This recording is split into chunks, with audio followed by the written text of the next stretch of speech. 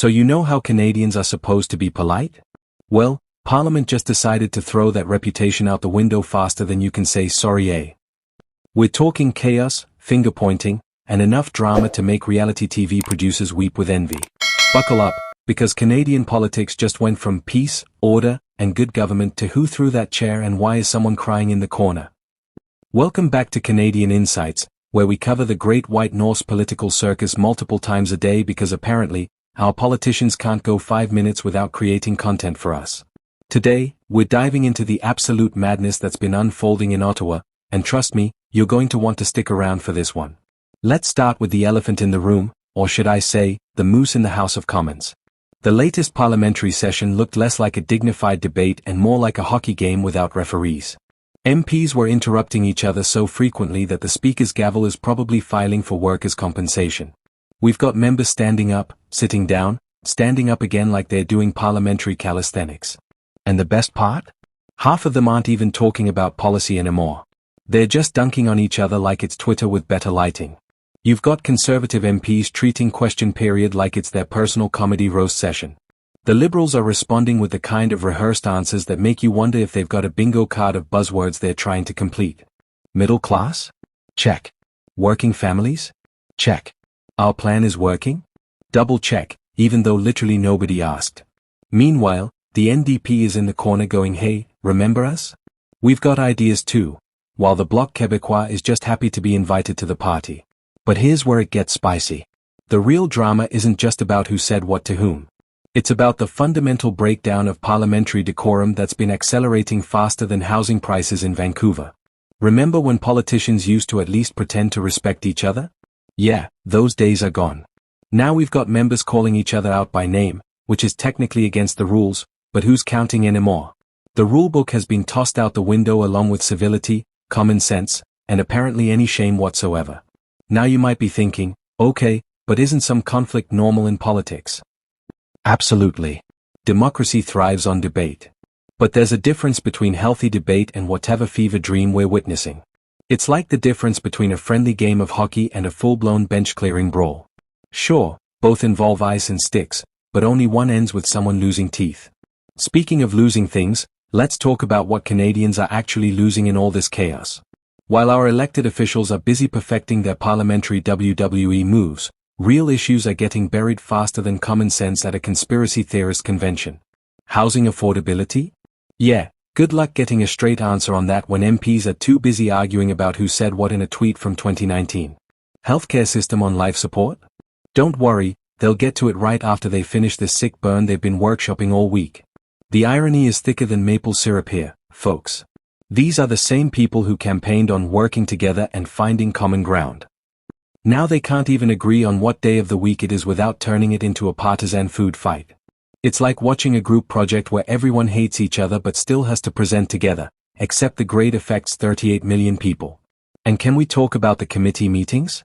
Because committee meetings used to be the boring part of politics, the stuff that happened behind closed doors where actual work got done. Not anymore. Now committee meetings are getting live-tweeted like they're season finales. We've got MPs filibustering their own committees, walking out in protest, and generally behaving like toddlers who were told they can't have dessert before dinner. The level of petty has reached heights previously thought impossible outside of high school drama clubs. But wait, there's more. Because in the middle of all this parliamentary pandemonium, we've got by-elections happening across the country. And these aren't just your regular electoral speed bumps. These are full-blown referendums on whether Canadians are paying attention to the circus in Ottawa. Spoiler alert, they are, and they're not impressed. Voter turnout predictions are lower than a limbo stick at a championship match, and can you really blame people? When your choices feel like picking between different flavors of chaos, sometimes you just want to stay home and watch actual hockey instead. The really wild part is how all this drama is affecting Canada's reputation internationally. We used to be the sensible ones, remember? The country that other nations look to as an example of stable democracy. Now foreign journalists are covering Canadian Parliament like it's a reality show, and honestly, who can blame them? We've got more plot twists than a telenovela and more backstabbing than Game of Thrones. The only difference is our dragons are geese, and they're just as angry. Let's zoom out for a second because this isn't just about hurt feelings and Twitter feuds. The real casualty here is public trust. Every time Canadians tune in to see their government in action and witness this level of dysfunction, a little more faith in the system dies. It's death by 1,000 eye rolls. People start thinking, if these are the adults in charge, maybe I should start building that bunker in my backyard. And honestly, can't say I blame them. The thing is, Canadian politics didn't used to be this way. Sure, we've always had our moments. Pierre Trudeau famously gave Parliament Hill the finger once. We've had our share of scandals and showdowns. But there used to be this understanding that at the end of the day, everyone was at least trying to govern. Now it feels like everyone's just trying to go viral. Governing is secondary to getting that perfect soundbite for the evening news. Here's what really grinds my gears though. While Parliament is busy imploding, regular Canadians are out here dealing with real problems. Grocery bills that look like mortgage payments. Actual mortgage payments that look like winning lottery numbers. A healthcare system where you need to bring a sleeping bag to the emergency room. And what are we getting from Ottawa? Performance art. Political theatre. Parliamentary improved night where everyone forgot the first rule of improved is yes, and not no, and also you're terrible. The worst part? Both sides think they're winning. Conservatives think they're holding the government accountable. Liberals think they're defending their record. NDP thinks someone will eventually notice they exist. Bloc Québécois is just vibing. Meanwhile, Canadians are losing regardless of who scores points in question period because at the end of the day, points don't pay the bills, build houses, or fix the healthcare system. So what's the solution here?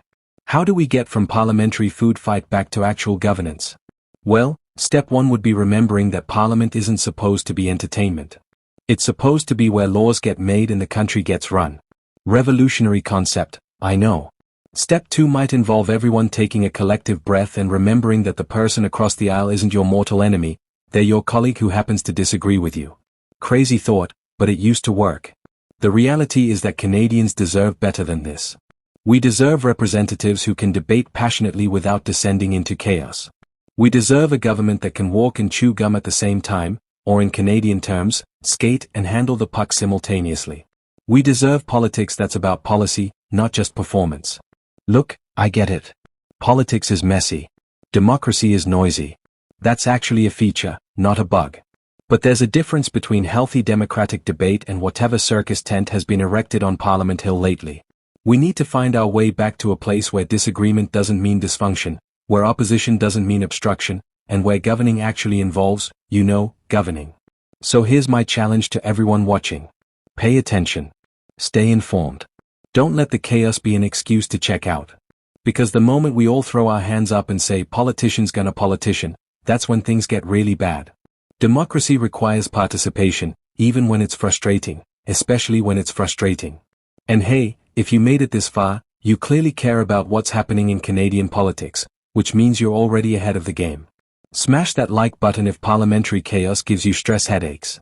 Subscribe to Canadian Insights because we're covering this madness multiple times a day, every single day, because apparently our politicians have committed to being a content creation machine. Hit that notification bell so you don't miss the next installment of What Did Parliament Do Now?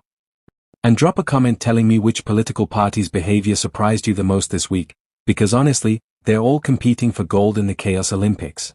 Until next time, this has been Canadian Insights, reminding you that Canadian politics might be a mess, but at least we're polite about being a mess. Usually. Sometimes. Okay, not really anymore, but we tried.